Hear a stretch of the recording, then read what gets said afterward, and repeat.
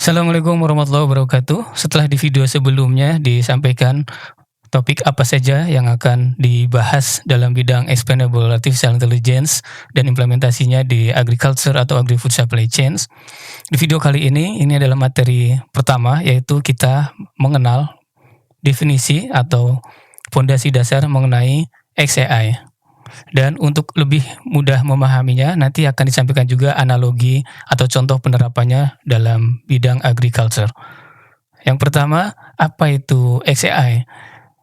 Jadi kita bayangkan suatu sistem dalam bidang pertanian, misalkan tiba-tiba sistem itu merekomendasikan untuk penurunan penggunaan pupuk secara drastis pada sejumlah seluas area pertanian. Tetapi rekomendasi itu tanpa menjelaskan kepada user kenapa kok dosis pupuknya harus diturunkan. Nah, dalam hal ini AI memberikan rekomendasi, memberikan keputusan, tapi tidak memberikan penjelasan kepada user atau pengguna kenapa sampai pada keputusan itu. Nah, itulah yang disebut dengan masalah atau problem black box AI, di mana AI memberikan keputusan, memberikan prediksi, memberikan peramalan, atau melakukan klasifikasi, tetapi tidak menjelaskan dasarnya, argumentasinya, variabelnya, atau fitur apa yang paling berpengaruh sehingga sampai pada keputusan tersebut. Sehingga user atau pengguna itu tidak bisa memahami dasar dari sampainya pada keputusan tersebut. Nah, disinilah peran dari XAI, di mana XAI itu membantu untuk membuat black box ini menjadi transparan atau seperti glass box, yang dimana pengguna nanti bisa melihat alasannya, argumentasinya, fiturnya.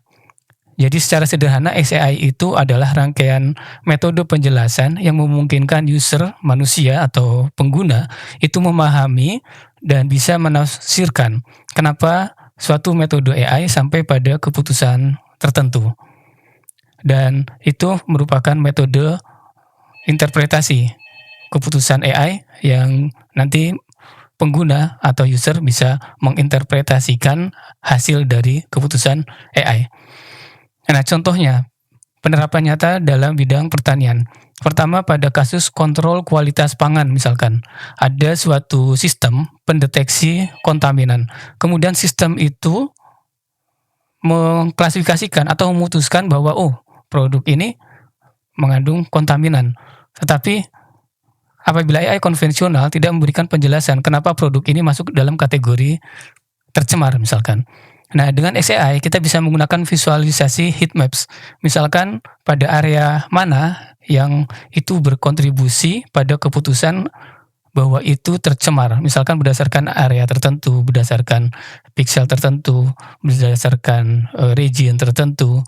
Yang karena region tersebut, maka AI mengkategorikan bahwa produk ini tercemar. Nah, dengan bantuan visualisasi heat map tersebut, user pengguna akhirnya bisa menafsirkan atau memahami, karena area tertentu, karena area ini misalkan, sehingga bisa tim quality control bisa dengan cepat menangani atau memahami, mempercayai hasil dari AI tersebut. Contoh yang lainnya dalam pertanian presisi. Contoh pada prediksi hasil panen. Suatu sistem dia memprediksi bahwa hasil panen selanjutnya itu akan turun. XAI itu membantu memberikan penjelasan kenapa sistem sampai pada prediksi bahwa hasil panen selanjutnya itu akan turun. Misalkan berdasarkan analisis faktor cuaca. Misalkan karena 2 minggu terakhir cuaca itu berubah drastis sehingga hasil panen nanti akan terpengaruh. Atau berdasarkan identifikasi nutrisi tanah, soil properties. Berdasarkan data sensor dari nutrisi tanah, itu karena nutrisinya misalkan turun atau berkurang, maka nanti hasil panennya akan turun. Nah, itu contoh penerapan XAI. Kemudian alasannya, kenapa stakeholders atau pihak-pihak di bidang agri-food supply chains perlu mengimplementasikan XAI. Yang pertama, kepercayaan atau trust. Karena stakeholders di bidang agri-food supply chain atau agriculture tentunya tidak mau setelah menginvestasikan biaya yang besar, tetapi hasil keputusan dari AI itu tidak bisa atau sulit dipahami atau sulit dipercaya. Nah, dengan adanya XAI itu akan meningkatkan kepercayaan atau trust dari pengguna. Kemudian alasan yang kedua, kepatuhan regulasi dalam bidang pangan atau agri-food supply chain ini karena berpengaruh dengan keamanan pangan, kemudian berpengaruh dengan standar konsumsi manusia, nah maka harus patuh terhadap regulasi.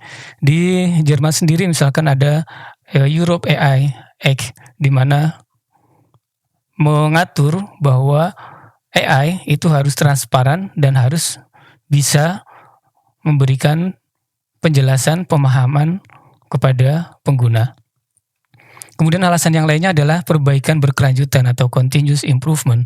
Dengan adanya penjelasan mengenai kenapa AI sampai pada kesimpulan tertentu, maka dari sisi modelnya atau datanya itu bisa nanti dimodifikasi tanpa harus merubah model secara keseluruhan.